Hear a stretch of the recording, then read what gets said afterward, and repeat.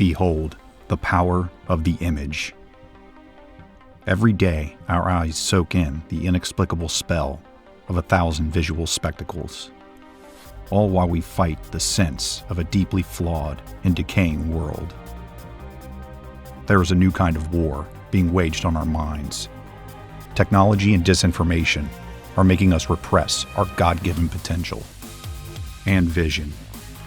But that doesn't mean we can't lift the veil and give power to the truth that's in our souls and that's overflowing into our subconscious and our dreams.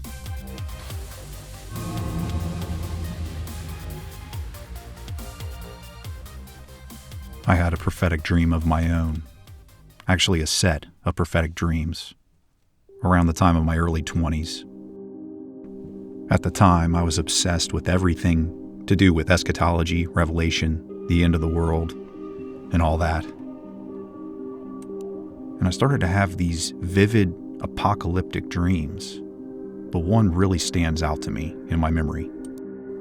Growing up, I had family get-togethers at this lake that was about 10 miles from my house. In the dream, it was night, and I was walking up this 50-foot hill that's in front of the entrance to the picnic area. It was extremely windy, like there was a huge storm that was about to hit, and I could see the lightning, and it was getting more and more intense, and the wind was picking up, and I could hear my family's voices over the hill.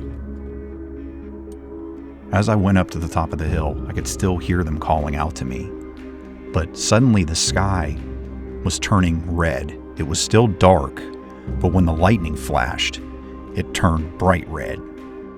The ground began to break open and there were earthquakes, and I could still hear their voices, but they were gone. I knew they had gone some other place entirely.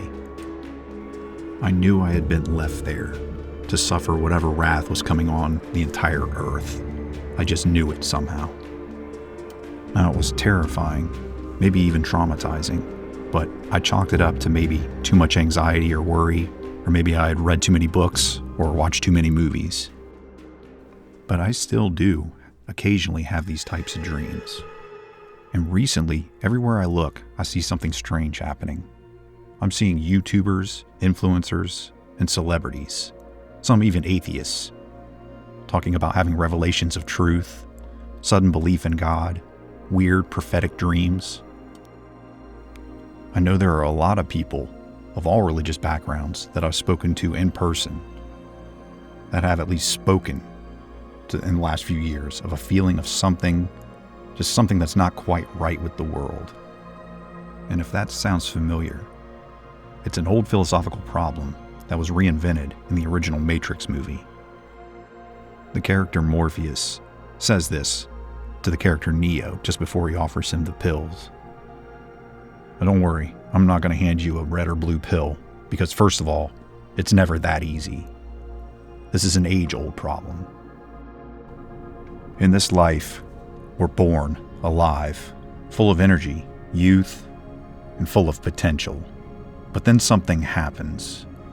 We start to notice our bodies and minds are not everlasting or infinitely durable. It seems so subtle and sometimes even devious. We anthropomorphize time as the old man, Kronos. In many myths, he is the master of time, carrying a sinister sickle, as he is also the representation of death and chaos. Even science would tell us that we are bound by the physical laws of entropy. A physicist will try to tell you that entropy is a thermodynamic representation of a system losing thermal energy. But what it really boils down to is a quantitative measurement of disorder or randomness in any given system. This happens on a cosmic level. Galaxies and their stars slowly lose their thermal energy and spread out and dim and become almost nothing. You can scale this down to our solar system, our planet, and even our bodies.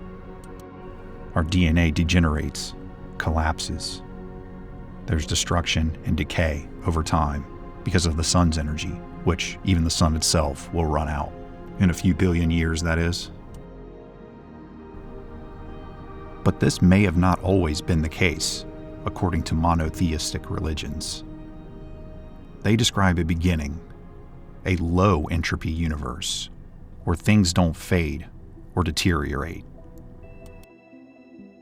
We see this in the Genesis account, in which the Garden of Eden contained Adam and Eve and all the other creatures of the earth that were created and were not appointed to die yet. They lived pretty much carefree lives and did not age until an event happened. It's described as the fall of man, the first sin, where sin was actually brought into the world. Scientifically, we can explain this as the introduction of the entropy laws into our universe. Many scientists agree that all things in the current universe have a cause, and by that logic, the universe itself was brought into being by a single cause. This reveals a fatal flaw that I've always kind of seen in paganism, as multiple gods populating an early universe, or pre-universe, don't account the likely singular cause of their existence, which should come back to something transcendent, like the base of a tree. The old gods would have sprouted or come up from somewhere in the distant past, right? But I think many would agree that we do live in a chaotic world. I believe it's run by people who have increased this chaos by design. A common supposed motto of these occult secret societies is bring order out of the chaos. In fact, I think there is a plan right now that's underway to create a new global order. But right now, I want you to consider something. Let's call it a thought experiment. What if Darwinian thought is deeply flawed? And what if our perceived historical and evolutionary past is meant to disinform us? Is it possible that instead of a slow ascent from primitive apes to modern supposedly superior humans, we actually descended from a superior being? This theory posits that the first antediluvian man, Adam, was genetically and maybe even spiritually superior. And after the events and the fall in Genesis, entropy was set into motion, and the human genome has been deteriorating with diseases ever since, and they are becoming more and more prevalent. Cancer, disorders, and other disease rates have been increasing year to year for decades. But if this entire physical world is doomed to pass away, what hope do we have? The Greeks had an idea of a perfection, a binding force in the cosmos. They called it the Logos, or the Word. It is a truth that stands above all physical reality, and this is represented in the Christian view as Christ. So is it all just black and white and good and evil? I've always hated the motif of having a good angel and a bad angel on your shoulder. And I'll tell you why. It implies that within each of us, there's a 50-50 split between light and dark, moral and immoral. But this is reductionist in my opinion. It's far more nuanced and complex. And Swiss psychiatrist Carl Jung delved deeply into the dark recesses of the human psyche and soul. Jung believed that most of society was already suffering from its own kind of madness. As a civilized community, we learn in early childhood to repress and hide traits that don't necessarily fit with cultural norms, for fear of being seen as odd or even as a monster. We're taught in the Western world to work hard, but that excessive ambition is hazardous and unneighborly. And when we dial back our desires and feelings too much, it smothers the creative force inside, that spiritual fire burning within us. Though he did believe that these traits were never entirely lost, but locked away deep in our unconscious minds in what is often called the shadow.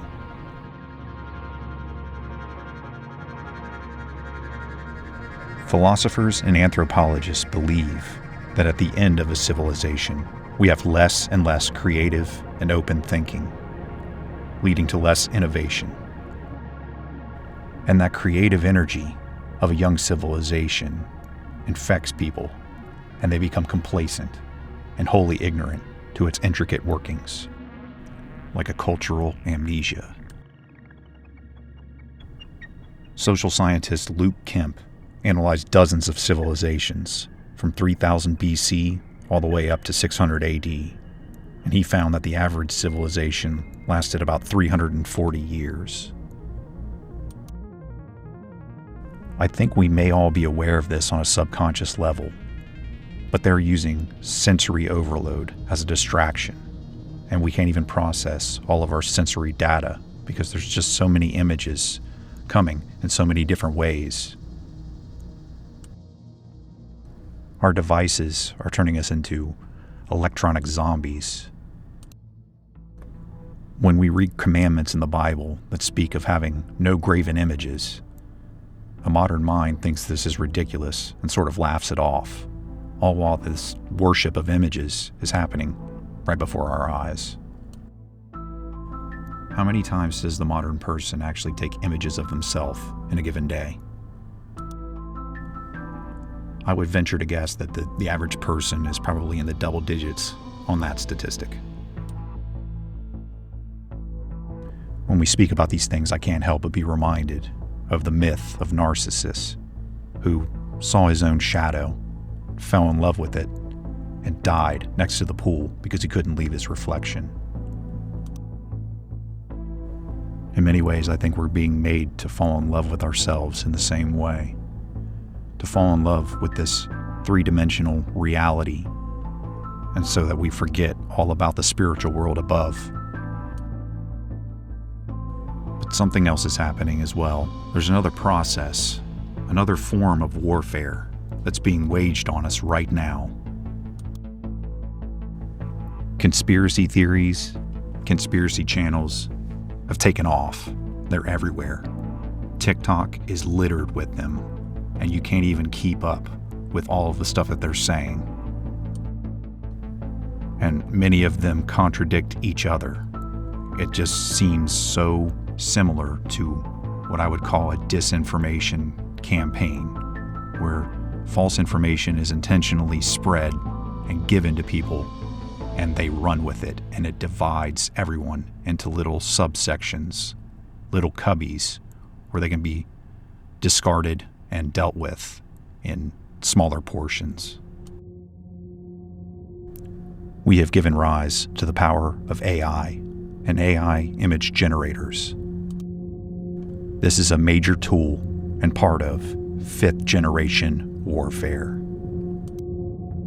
This is defined as a type of war that is conducted primarily through non-kinetic military actions, such as social engineering, misinformation, cyber attacks, along with emerging technologies like fully autonomous systems. 5-generational warfare has been described by Daniel Abbott as a war of information and perception. This is a battle for your mind, in which disinformation is spread out everywhere, and it's defined as the intentional giving of info to mislead and manipulate the reader or listener. These AI images are everywhere, and they're beginning to fool almost everyone. But how does AI compute and construct these images? They actually pull from a pool of thousands of existing images, the way a mind constructs images and archetypes, a perception from memory, which is famously unreliable in people and altogether malleable. But AI is something like a dream being had by the sleeping unconscious mind of the world. The pool of existing knowledge And these AI generators spew out snapshots of fever dreams, flowing from a collective civilizational consciousness. It often constructs disturbing and uncanny, nonsensical images. But is this accidental? Anything can be imagined, faked, lied about, and put into a convincing sort of visual package to go along with the story or the lie. And these images are flooding the internet. Not everyone can tell what's real and what's not. Many can still spot AI images, but I have seen many fooled by it, and even alarmed by what they saw. But honestly, I believe that fear, anxiety, and confusion are the ultimate goal of some of these technologies. For more content, click here. Thanks for watching. I'll see you guys in the next one.